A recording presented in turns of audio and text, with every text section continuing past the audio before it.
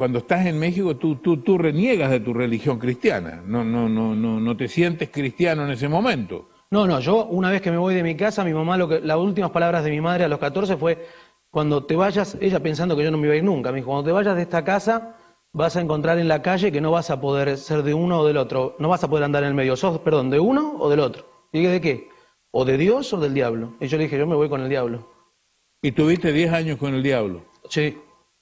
Renegando de tu religión. Sí, porque, don Francisco, usted tiene que entender que en el mundo cristiano, o los creyentes, que entienden del poder de Dios, también conocen del poder del enemigo. Y yo quería utilizar, si bien yo había nacido en un lugar cristiano y entendía ese poder, quería manipularlo a mi favor. Y hay algo que cambia tu vida, hay algo que es un quiebre total. Total, un antes y un después.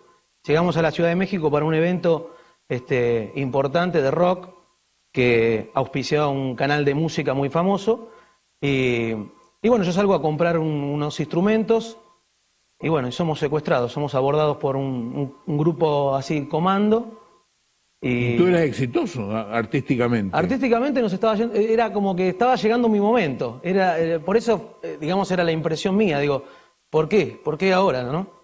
Porque era mi momento, era mi oportunidad. Después de haber tantos shows. Me están secuestrando con engaños, porque primero me dijo que era un vendedor de instrumentos, muy bien vestido el muchacho. Y yo creo en él, lo sigo. ¿Esto fue en México? En México.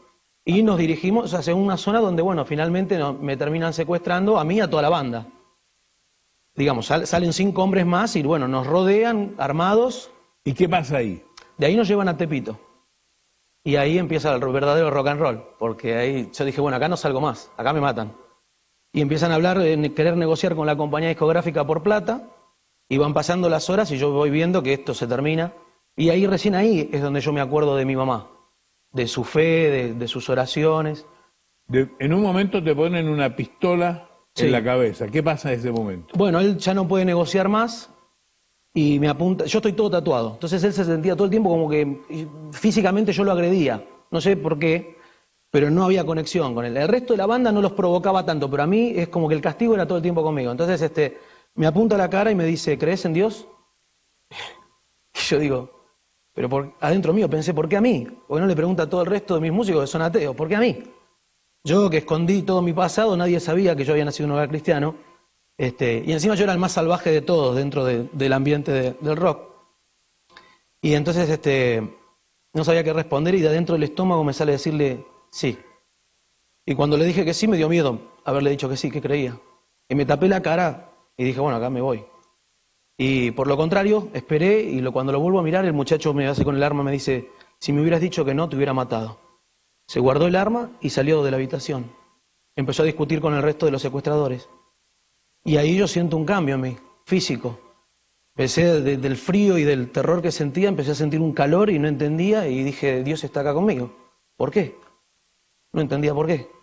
Y era muy fuerte. De hecho, pasaron un montón de otras cosas más. Cuando nos están liberando, otra banda de secuestradores y narcotraficantes entran al barrio y nos quieren matar y estos mismos hombres que nos estaban secuestrando nos defienden. Una locura total. No paraba la odisea, pero adentro mío había algo muy fuerte, un calor, una energía que era totalmente, no la había vivido en mi vida. Si bien había nacido en un hogar cristiano, me había bautizado, nunca lo había sentido. Y empecé a recordar todo eso. Pero la pregunta era, ¿por qué a mí? Si yo hice todo mal y me gustó, ¿por qué a mí? Porque hay gente que hace las cosas malas y dice, no, yo hacía cosas malas y ahora me siento mal. No, a mí me gustaba, yo hacía cosas malas y me gustaba. O sea, lo que supuestamente para la religión y para la fe eran malas, a mí me gustaba. Entonces yo le decía eso a Dios. Mientras corría por esos pasillos le decía, ¿por qué a mí? Entonces, bueno, más tarde nos liberan. Logramos llegar al hotel, ahí estaba la gente, la policía, la gente de la embajada, y nadie se atemorizaron, así que nadie nos dijo nada, entramos, llegamos a la suite, y yo me arrodillo en el baño y le digo a Dios, ¿por qué? ¿Por qué a mí? Y entra mi manager y me dice, mira, tenemos que bajar, hay que hacer la denuncia, la gente de la policía, le digo, no voy a hacer ninguna denuncia. Me dice, mira, acá hay 25 shows, no sé cómo te vas a arreglar. Y fue la primera vez, don Francisco, que empiezo a ser otro Pablo. Y le respondí, bueno, mira, Dios se va a encargar de esos juicios. Ellos empezaron a reír de mí, bueno, ahí nos separamos como banda. ¿Volviste a tu casa de Argentina? Me tomo un avión y cuando llego están los periodistas en Argentina, pero bueno, yo les pido por favor que no me interesa hacer una nota de ese estilo. empiezo a caminar por el aeropuerto de Ezeiza, que es enorme, lleno de gente, una multitud de gente, y en esto veo, en la puerta la veo a mi mamá. Y cuando la veo a mi mamá, yo dije, ¿qué hace esta mujer acá? Me la dejé. Los últimos gritos de mi mamá en mi casa fueron,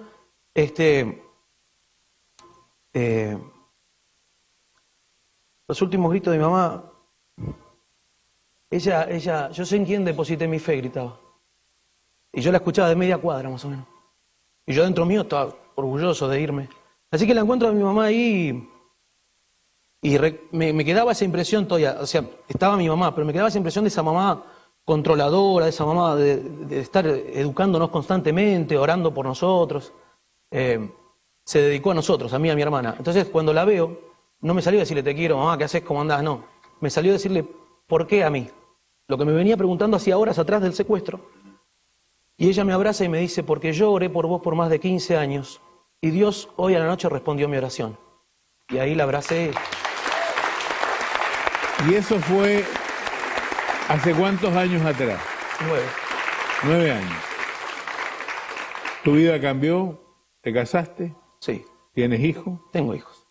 ¿Te has dedicado a la música cristiana? Sí. La verdad que Dios me regaló una vida de nuevo.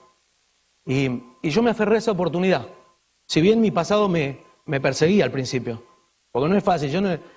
Cuando hablo con los chicos o con los jóvenes, les digo, no es fácil. Yo no les quiero vender que de la noche a la mañana conoces a Dios y te cambia la vida.